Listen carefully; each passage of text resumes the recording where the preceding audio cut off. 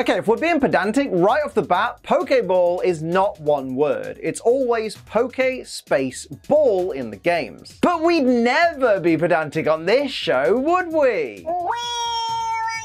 Shh, the new people watching don't know that yet. As we begin today's episode proper, neither Ash, Misty, nor Brock know where Professor Ivy's laboratory is. Okay, not organising their transport I can kind of excuse, since Professor Oak did tell them they needed to go to Valencia Island. But how can you ask someone to run an errand for you and not tell them the exact address, the exact location they need to go to? Imagine your boss at work being like, right, I need you to go and pick something up for me. Oh yeah, where from?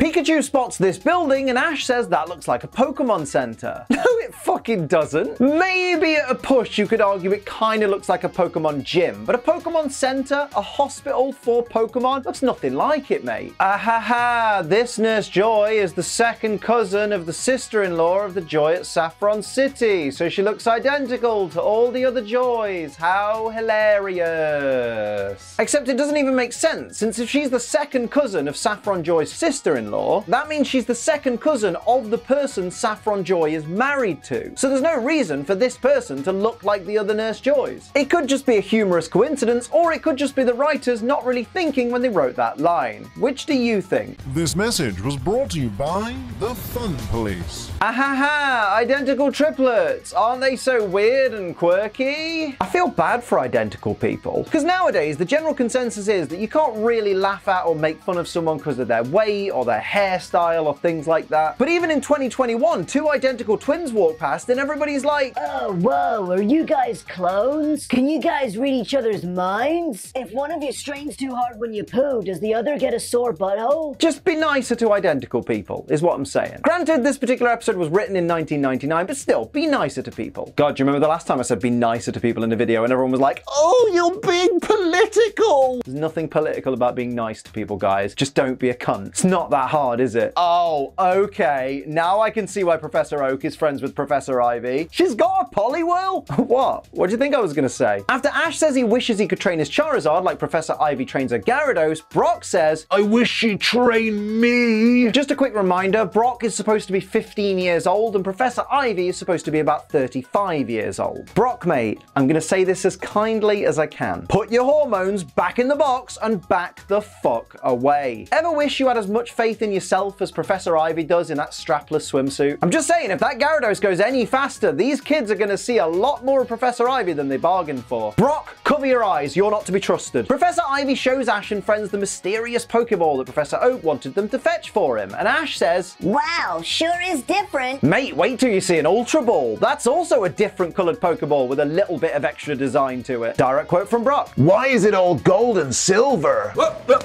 Since the ball appears to have the letters G and S inscribed on it, Professor Ivy has decided to name it the GS Ball. Wow, that's so creative of you. Hopefully that sarcasm was obvious, since calling this thing the GS Ball is about as creative as saying, it's gold, so we called it the Gold Ball. Brock mentions that he heard the ball can't be transported, so Professor Ivy gets one of the triplets to demonstrate for him. I mean, we believe you. You didn't have to go to all that effort just to prove it. It just seems like they're wasting time when Oak back in Kanto is waiting to study this ball. Maybe Ivy was convinced the transfer machine was just being a bit dodgy and figured, you know what, one more try will do it. How annoyed would Ash and friends be if it had actually worked as well and just sent the ball to Professor Oak after they nearly died trying to get here? Oh, you'd be miffed, wouldn't you? Professor Ivy says they've tried everything to try and open the GS Ball. They've tried buzzsaws, hammers, crowbars, hacksaws, and even lasers. I mean, have you tried throwing it? Speaking of which, have you tried throwing a little cheeky like onto this video? You'll be amazed at how quickly it can be done and just how big of an impact it can have on this channel. I don't just say it for fun. The more likes these videos get, the more YouTube pushes this content out to more people who can then discover the channel, so the channel can thrive and grow, and more importantly, can bring you WTF moments for years to come. Sharing the video on social media also convinces the YouTube algorithm to do the same, as does commenting on the video, and if you can't think of anything to comment, just leave a generic comment like, Professor Ivy? More like Professor Snivy.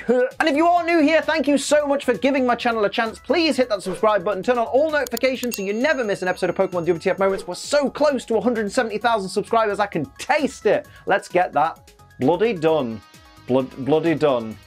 I lost my words there, but I got back on board. Mate, what kind of evil experiment is Professor Oak cooking up on this Magikarp? Like, those wires aren't connected to anything on the surface of Magikarp's skin, they're just going straight through. This poor Magikarp has literally been hooked up to the bloody Matrix. Ash and friends have only been gone a day, and Oak's already got bored and gone full Dr. Frankenstein. Professor Oak's a monster. Pass it on. Ash gives Professor Oak a call to let him know they've got the GS ball, and Oak looks confused when he hears the name. Does nobody communicate in this world? When Ivy was asking Oak to research the GS ball for her, why didn't she tell him the name? Why didn't she give him all the information she had on it? You'd think the least she would do is tell Oak everything she knows about the thing. Surely the conversation wasn't just, yo Oak, I need you to look at this Pokeball for me, can't transfer it though, and then Oak didn't ask a single question about it. Wait, do you think Oak's in the friend zone with Professor Ivy? To the point he'd literally do anything she asks at the drop of a hat without even questioning it. Wow, Oak is a simp. Confirmed. Also, Ivy's like, I chose the name, Professor. like naming a ball with a GS on it, the GS ball, is some kind of Nobel Prize winning achievement. Alright, how does this video phone work? Because it clearly has a receiver which you talk into and listen from. We know that because Ash passed it to Ivy so that Ivy could talk to Oak. But after Ash shouts goodbye to Oak, which was probably picked up by Ivy's receiver, Oak then replies, alright Ash, take care, thank you. Even though the receiver is next to Ivy's ear and nowhere near Ash.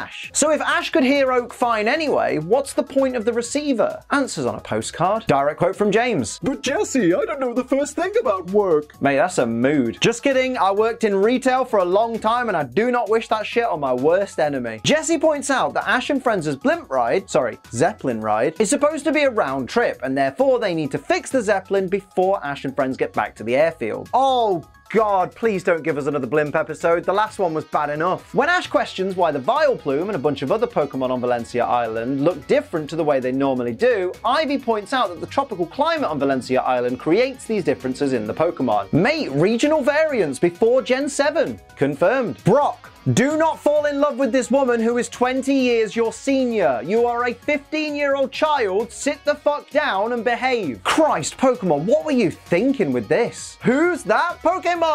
It's Vivian. No, shit, that's Butterfree. Never mind. Brock, mate, you are properly grim. Ivy and her assistants are wondering why the Butterfree won't eat, and Brock takes it upon himself to take a big bite of the food that they prepared for the Butterfree. Look, I get that he's about to talk about how taste is important for Pokemon food, but he's about to show that he already has a recipe designed for Butterfree specifically. So eating the kibble was just a random choice he made. I'll repeat, Brock, mate, you are properly grim. We find out that Ivy and co were so wrapped up in their research that they never clean their house. Mate, let me make this clear. Work is no excuse. If you let your house get to this state, you deserve any bad things that happen to you. This is scummy as all hell. Like, even in cartoon form, this gives me anxiety. Well, actually, Liam, I think you'll find it's not a cartoon. It's anime. Well, how about shutting up so I can continue to berate these actual slobs? Mate, all I'm saying is, clean as you go. It's not hard. The triplets say they call this place our little dump, and Ash says that dumps are a lot cleaner. Mate, speak for yourself. I've got IBS, so my dumps are fucking horrible. Yes, I know, they mean dump as in like waste ground and stuff, not poo, but I wanted to make a poo joke, alright? Brock decides he's gonna clean up the entire place. That's it, Brock. Reinforce to these lazy people who never clean their home that if they leave it long enough, someone will come along and clean it for them. Way to reinforce their bad habits, Brock. That'll help them. Something that'll help you is using code ACE to save money on G Fuel. You get it? Because you save money, you get the banging drink, and you save money. That helps you, right? Saving money is good. Today I'm drinking Mega Potion, which is one of my absolute favorite flavors. It's mango and jackfruit, and it's absolute, it's beautiful.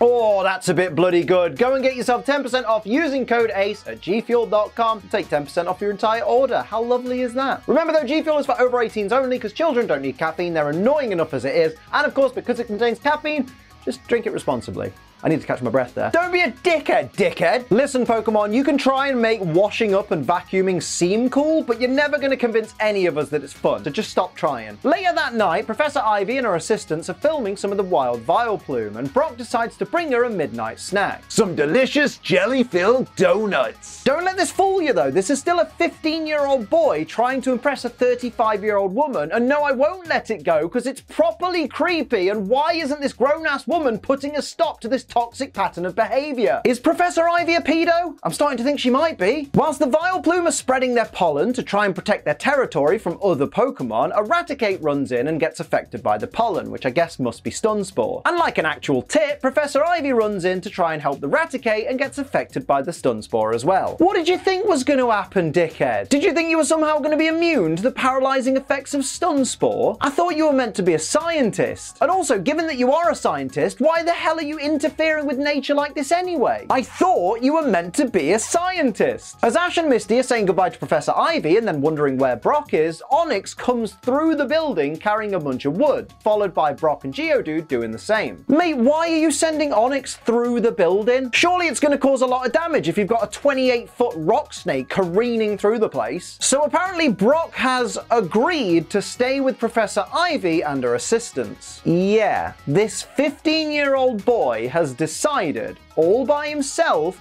to stay at the residence of this 35-year-old woman he met today and is infatuated with. And he's currently fixing the roof, one of many things Professor Ivy is probably going to get him to do while he's staying there. This is making me really uncomfortable. Like, this is starting to feel a bit groomy, for lack of a better word. Any sane person Professor Ivy's age in this situation would say, no, Brock, this is kind of inappropriate for you to be staying here, so you go off and go home with your friends. I guess Professor Ivy is a nonce.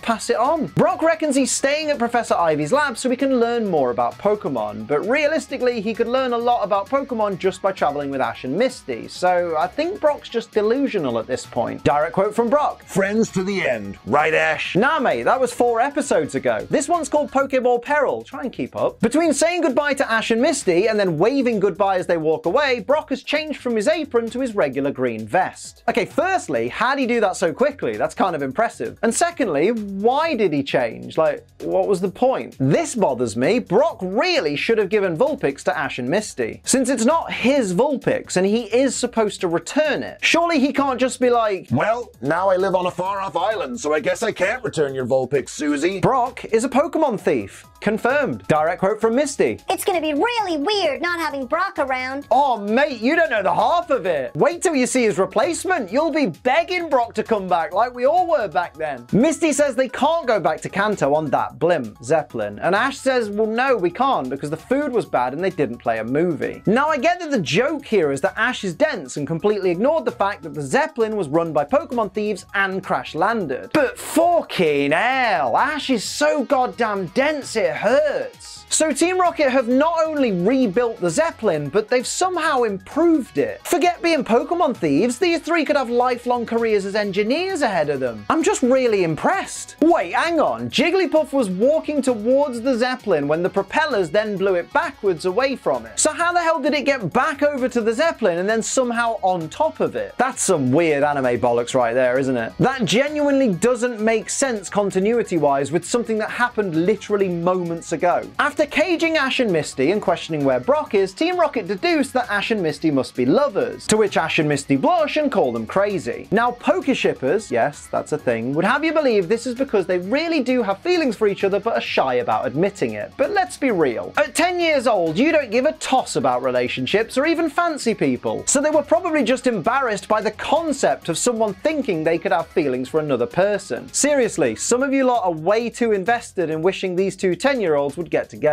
Say that out loud to yourself. Yeah. Sounds creepy, doesn't it? Ash tells Pikachu to use Thunderbolt, but Team Rocket warn him that because of all the gases in the Zeppelin, if he uses Thunderbolt, they all go boom. I mean, in the last episode, Pikachu used Thundershock and it didn't ignite any of the gases, so why would it do it this time? For some reason, when Meowth tells Ash to hand over Pikachu and Jessie and James say, let's go, in unison, they say go about 5 times. Like, let's go, go, go, go, go. And I can't for the life of me figure out why. Like, what was the point? Jigglypuff turns up and starts singing, which means that once again, Team Rocket are going to fall asleep and ultimately lose control of the Zeppelin, and it's probably going to crash land. So how many times does Jigglypuff need to do this before it's actually considered a terrorist? Or at least a criminal? Wow, Team Rocket actually do the smart thing and grab parachutes and strap themselves in before they fall asleep. Someone's been paying attention. Although it turns out that James got really lucky, since it seems like his parachute didn't even open. He just happened to get tangled up in the ropes on Jessie's parachute. Is James the luckiest man in the Pokemon world right now? I think he might be. As if they've actually left this on a cliffhanger, with Ash and Misty and Pikachu fast asleep in the unpiloted airship. Like, obviously we know they're going to be absolutely fine, because this is a cartoon that's written for 7-year-olds, so they're not about to kill off 2 of their main characters in a fiery Zeppelin crash. But man, imagine if Pokemon hadn't been as successful as it is, and this show just got cancelled after this episode. We'd have been wondering if they survived until the end of time. YouTubers would have been concocting great theories on what happened to them after the end of this episode. Actually sounds quite interesting, to be honest. The big downside, though, would be having no more episodes to cover for Pokemon WTF Moments. But don't worry, because in reality, we've still got over 2 decades worth of content to get through. So I'll see you lot again on Wednesday. So those are my WTF Moments of Pokemon Season 2, Episode 3, Pokeball Peril. Let me know your favorites and any that I missed down in the comments below. Don't forget to like, share, and subscribe. Head to twitch.tv/AceTrainLiam for all of my live streams, including right now when I'm probably playing Oddworld Soulstorm. And use code ACE for money off G Fuel. But until next time, I'm Ace Trainer Liam. Keep on training.